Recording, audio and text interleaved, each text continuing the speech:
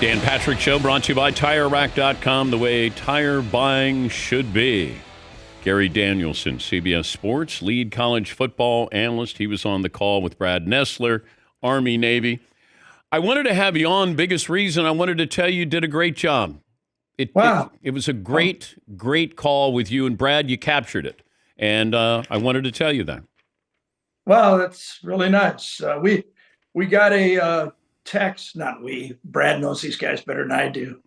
We got a text from Coach Krzyzewski during the game saying how much he enjoyed and that we were capturing it. So you two great minds think alike on this one, you know. He probably didn't like the ending, though, since he went to West Point. Hey, you know, there's a lot of pressure doing that game. I've done every major rivalry game there is. Texas, Oklahoma, Auburn, Alabama, UCLA, national championship. You just want to do it right. You know what I mean? I mean, though I feel such great vibes about those players. They have to be full-time students, full-time, cadets, and then they got to play football on top of that. And the first time I did it, I was really nervous, and I was doing it with Vern, and I told Vern, Vern, I don't know, I'm not familiar with this.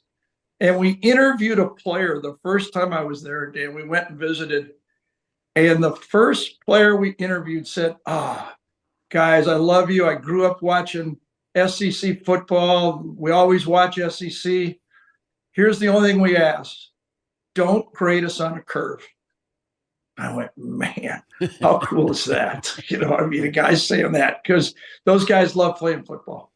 But trying to call a perfect game, it's like trying to play a perfect game. You can't. Right. Oh, I messed up. There's no doubt. Yeah, I think when Heidenreich scored, I think I called him Eric Heidenreich because Eric Heiden, I just went with I just flew it together, I think Brad got it right. I don't think I did. But yeah, I get nervous. I don't get nervous for anything. I never got nervous when I played. I don't get nervous for other games. Don't get nervous talking to important people, but I want to give the game its due. That's really what I try to do. And it's the one game, I think it's a standalone game, where the pictures are more important than anything that's said because you're trying to capture what you don't need to capture because we get to see it with you. God, I had a big sign on my board, my monitor, don't talk too much because of what you just said. Our producer, Craig Silver's done it forever. I think we've done now 16 of these together. Steve Milton, our director, also directs, the Masters golf, and our crew's out there with the march on, the whole thing. I mean, all of them love doing this game, but it's a big commitment. You got president coming in. I interviewed President Obama, and I have in the past interviewed President-elect Trump, and then he was in the booth next to us. So you can feel it. I mean, you can feel it, and it looks like, and I don't know, Dan, you can help on this. They might be losing the standalone part of this game. Absolutely. Yeah. I know, and I was wanting to knock on the bulletproof glass next to Trump and say, hey, why don't you just pass a law? It seems like you can do this, that there can be no other game in the afternoon but this game, Army-Navy. That's a good idea, but you're right. Because of the extended playoffs, I think that they're going to encroach on Army and Navy. This might be the last weekend, the last year that it's a standalone game. Let me ask you about the other news on Saturday. Travis Hunter winning the Heisman. But if you're a GM or a coach, how are you using him in the NFL? I would use him the way they used Dion back when he played. I would use him on things that he does well. He seems to handle 50-50 balls really well.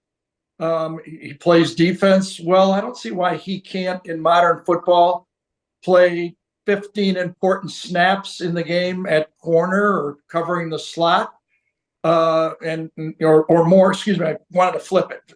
Play regular defense. I'd use him at corner. and then play maybe 10, 12 plays on offense when you need him in the red zone. He seems to be up for it. And I don't see why, first of all, more players can't do that if you use them smartly. And I think, his coach was the best at it back in the day. With the playoffs going on and the transfer portal coinciding with this, how did the grown-ups not see that this could be a problem? Well, you saw, I heard you talking to Russ Tucker, with Bro Pravula. I don't quite understand the whole mechanics of why Bo has to leave the team, why he can't enter the portal, tell the coach or team that wants them. We don't know who it is. It might be IU for all we know where he's going to go, right? It might be an important team down the line. I don't know why he can't stay on the team and say, Coach, I would never quit on you. And I'm not saying he's quitting. I understand he's in it, but I don't know why he can't finish it out as the backup quarterback. I mean, I don't see why he can't finish this game. There's been plenty of pro players who finished out their season knowing that they were going to be free agents the next year. I don't see what the big deal is. Is it the fact that he has to sign an NIL now? I would look right at the coach and go, why would you want me if I'm willing to leave the team I am on now, a team that can win the championship? You shouldn't want me if I want to do that. So I don't quite get it. I think the SMU quarterback has decided he's going to be in the portal, and he's playing it. Ohio State has 7 guys in the portal that are playing in the game. I don't know why Bo has to leave. And he's a good player, by the way. Yeah. A very good player. But I don't know why he has to leave now. I'm sure if his parents were here, they could explain it, but I don't understand it. You bring up a great point. If I'm transferring to your school and you want me to give up on my team who's in the playoffs Right. and could win a couple of games, like, is that the kind of guy that you want on your team? But I was told, though, Gary, these coaches are saying we don't want you to risk getting hurt. Yeah, too bad. Too bad. I get hurt. I mean, I could get hurt in spring ball with you. I don't get it. I hope that's the advice I'd be giving my son. But again, there's always more things. Remember early in the year, we were talking about the UNLV quarterback, quit on it, and that was more complicated than the story that we were led to believe. I mean, his head coach at Holy Cross came up and said he turned down $500,000 to go to UNLV. And then, so there's more pages all the time than we know. But I don't know. I love college football. It's funny. I got my Purdue jersey in the back. My team didn't do so good this year, but I wasn't great in college. I never really caught it. I wasn't as disciplined as I was when I got in the NFL. I wasn't as disciplined when I had a family and I knew kids were on the way. I was much more dedicated, to it. But I hope he doesn't regret this, because I've regretted the way I played. Still feel like I let a lot of my teammates down at Purdue, and I regretted that my whole life. Give me the surprise this opening weekend of the college football playoffs. I think IU has a shot against Notre Dame. I know they're good, but I've seen IU up close. We saw Notre Dame against USC. This is not a great USC football team, and that was not a great home field advantage. They played them pretty good, an interception at the last end.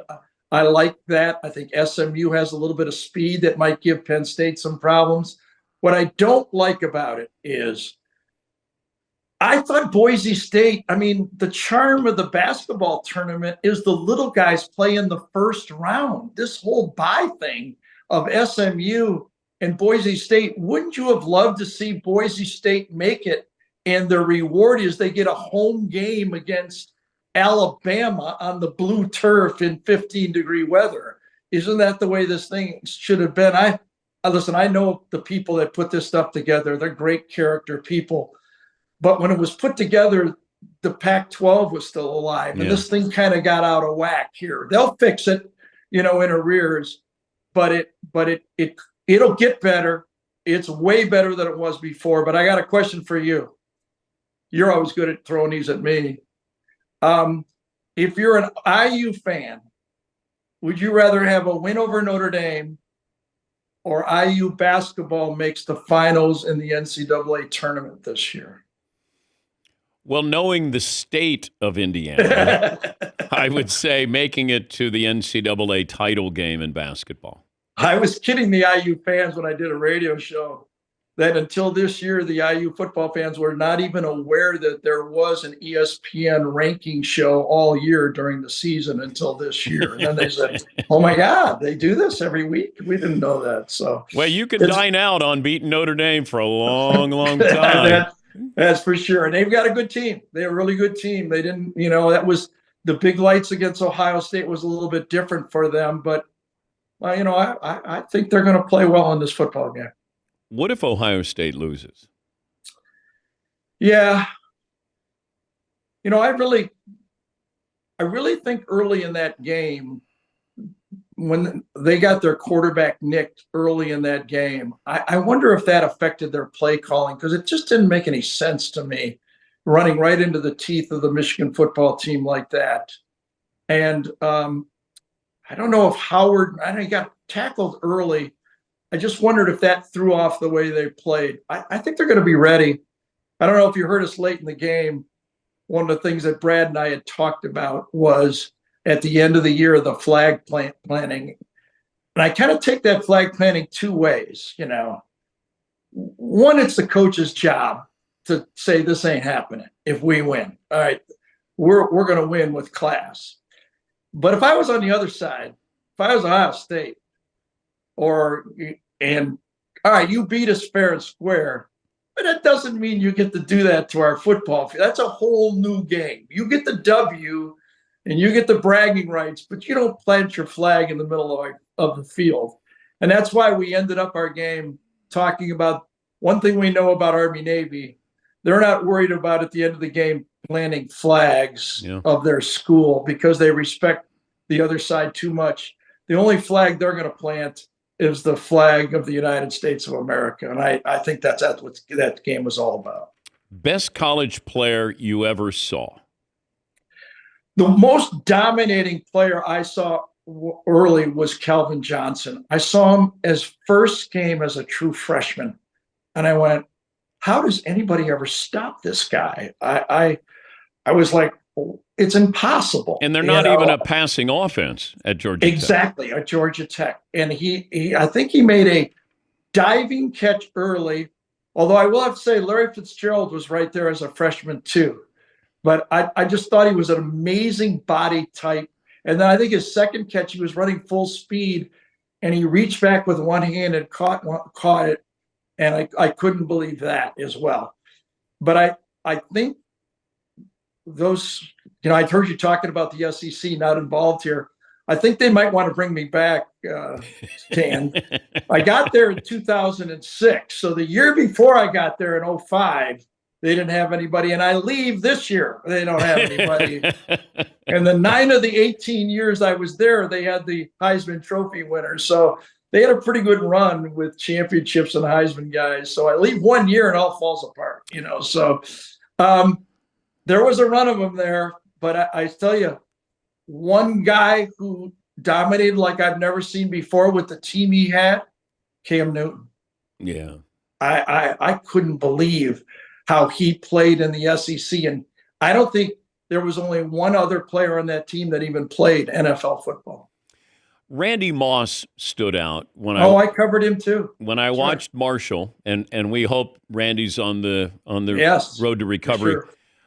I just remember he caught a couple of passes over the middle and he was gone. And you can say, well, he played at Marshall, but he still stood out. He was unique. And I still don't think we've ever had a wide receiver like Randy Moss in the NFL. That's pretty true. His top end speed, you couldn't overthrow him. They're just, you couldn't do it, So, I covered a lot of good players. I remember the days when Brady was playing at Michigan. He was so upset that, he wasn't the starter. His competitive instincts and his clutch play at Michigan especially with the way he was being, rotated in there, was something to see. But man, did he have the chip on his shoulder, and it seems like he still has it. I just love the way he competes. I mean, I've had a great run here. The first game I ever did was Ty Detmer beating the number one Miami Hurricanes.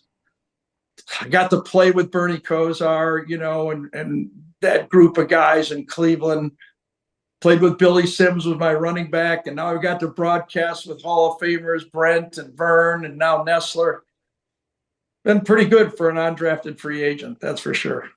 O.J. Simpson's the first player I saw who was different when he was at USC. Like I grew up an Ohio State fan, knew they were going to always lose when they went to the Rose Bowl, and to see O.J., it was just him and Gale Sayers are the two guys. Jim Brown ran differently, but Gale Sayers and O.J. Simpson, that ability to cut and glide, I'd never seen that before. Those were the first two guys that really hit me back in the late 60s. Two great ones. I'll tell you, I was not aware, by the way, that in your Heisman criteria voting is taking a hit was one of the things, because I can show you a lot of my taking hits over the years.